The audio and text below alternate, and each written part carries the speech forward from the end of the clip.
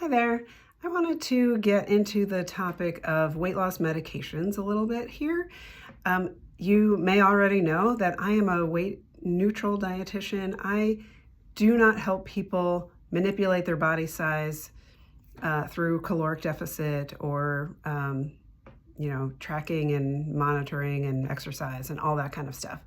I actually think that we can address health conditions directly without counting on weight loss.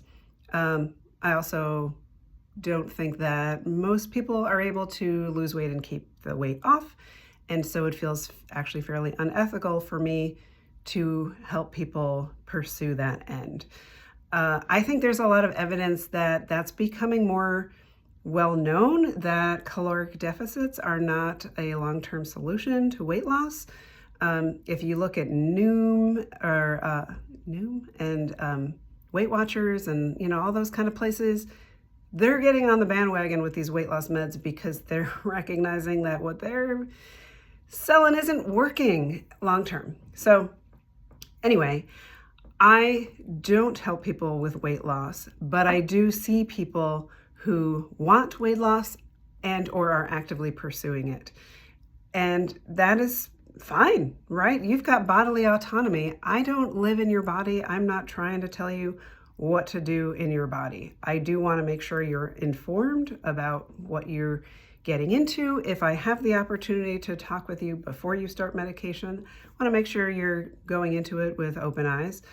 But I'm not here to talk people out of it or turn people away if they're already taking these medications.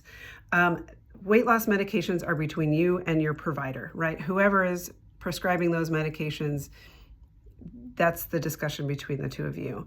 The ways that I can help are, I can help you develop a healthy lifestyle still. I still think healthy eating and physical activity and managing your stress and your sleep and all the things, I still think that's important, and I can still help you establish those things.